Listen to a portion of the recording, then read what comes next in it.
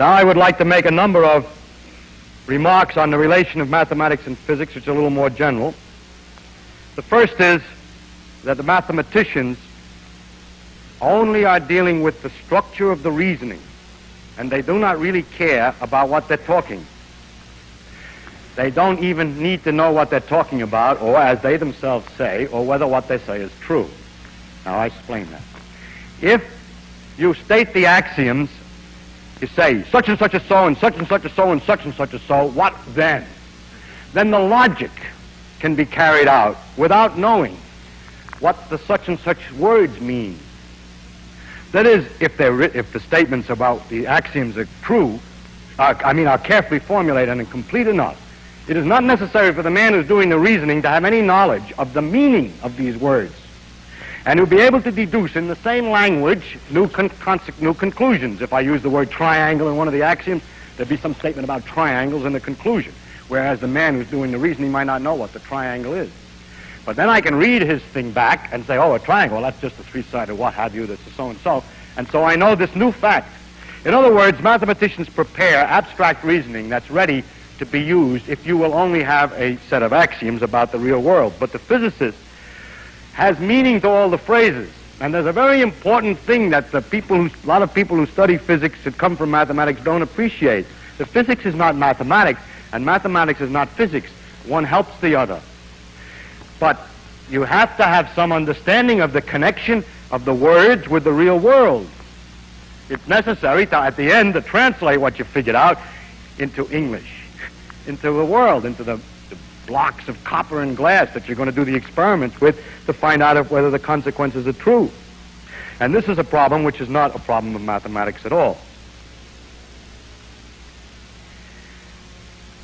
I've already mentioned one other relationship that, of course, it's obvious how the mathematical reasonings which have been developed are of great power and use for physicists. On the other hand, sometimes a physicist's reasoning is useful for mathematicians. Mathematicians also like to make their reasoning as general as possible.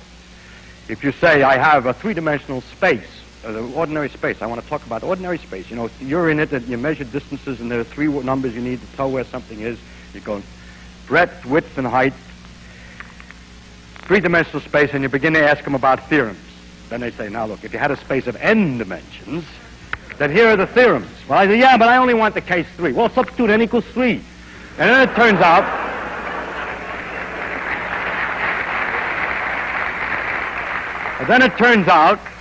that very many of the complicated theorems they have are much simpler because it happens to be a special case. Now, the physicist is always interested in a special case. He's never interested in the general case. He's talking about something.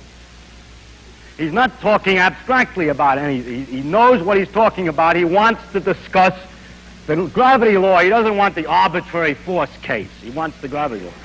And so there's a certain amount of reducing, because the mathematicians have prepared these things for a wide range of problems, which is very useful. And later on, it always turns out that the poor physicist has to come back and says, excuse me, when you wanted to tell me about the 4 dimensions.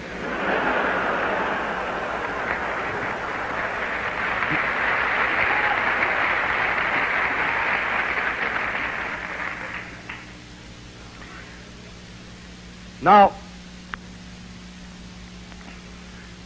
another item that's interesting in this relationship is the question of how to do new physics. Is it important to have a feeling, a kind of intuition? Oh, I must mention one other item.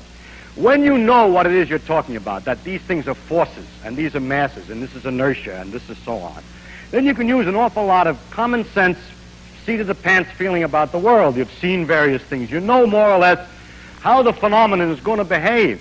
Well, the poor mathematician, he translates it into equations, and the symbols don't mean anything to him, and he has no guide but precise mathematical rigor and care in the argument. Whereas a physicist who knows more or less how the answer is going to come out can sort of guess part way and go right along rather rapidly. The mathematical rigor of great precision is not very useful in the physics, nor is the modern attitude in mathematics to look at axioms. Now, mathematicians can do what they want to do. One should not criticize them because they are not slaves to physics. It is not necessary that just because this will be useful to you, they have to do it that way. They can do what they will. It's their own job. And if you want something else, then you work it out yourself. The next point is the question of whether we should guess, when we try to get a new law, whether we should use the seat-of-the-pants feeling and philosophical principles. I don't like a minimum principle, or I do like a minimum principle, or I don't like action at a distance, or I do like action. The question is, to what extent models help? And it's a very interesting thing. Very often models help, and most physics teachers try to teach how to use these models and get a good physical feel for how things are going to work out. But the greatest discoveries, it always turns out, abstract away from the model. It never did any good. Maxwell's discovery of electrodynamics was first made with a lot of imaginary wheels and idlers and everything else in space. If you got rid of all the idlers and everything else in space, the thing was okay. Dirac discovered the correct laws of quantum mechanics for relativity quantum mechanics simply by guessing the equation. And the method of guessing the equation seems to be a pretty effective way of guessing new laws. This shows, again, that mathematics is a deep way of expressing nature, and attempts to express nature in philosophical principles or in seat-of-the-pants mechanical feelings is not an efficient way. I must say that there is possible, and I've often made the hypothesis, that physics ultimately will not require a mathematical statement, that the machinery ultimately will be revealed, just a prejudice like one of these other prejudices. It always bothers me that in spite of all this local business, what goes on in a tiny, no matter how tiny a region of space, and no matter how tiny a region of time, according to the laws as we understand them today, takes a computing machine an infinite number of logical operations to figure out. Now, how can all that be going on in that tiny space? Why should it take an infinite amount of logic to figure out what one stinky tiny bit of space-time is going to do? And so I made a hypothesis often that the laws are going to turn out to be, in the end, simple like the checkerboard, and that all the complexity is from size. But that is of the same nature as the other speculations that other people make. It says, I like it, you don't like it. It's not good to be too prejudiced about the thing. To summarize, I would use the words of Jeans, who said that the great architect seems to be a mathematician. And for you who don't know mathematics,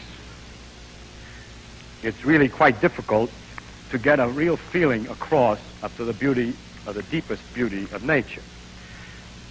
C.P. Snow talked about two cultures. I really think that those two cultures are people who do and people who do not have had this, people who have had and people who have not had this experience of understanding mathematics well enough to appreciate nature once. It's too bad that it has to be mathematics, and that mathematics for some people is hard. When it's reputed, I don't know if it's true, that when one of the kings was trying to learn geometry from Euclid, he complained that it was difficult. And Euclid said that there's no royal road to geometry. And there's no royal road. It's not we cannot, as people who look at this thing as a physicist, cannot convert this thing to any other language. You have, if you want to discuss nature, to learn about nature and to appreciate nature, it's necessary to find out the language that she speaks in. She offers her information only in one form. We are not so unhumble as to say, demand that she change before we pay any attention. It seems to me that it's like all the intellectual arguments that you can make would not in any way, or very, very little, will communicate to deaf ears what music, the experience of music really is. And all the intellectual arguments in the world will not convince those of the other culture. The philosophers who try to teach you by telling you qualitatively about this thing. Me, who's trying to describe it to you, which is not getting across because it's impossible. We're talking to deaf ears. And it's perhaps that the horizons are limited, which permit such people to imagine that the center of the universe of interest is man.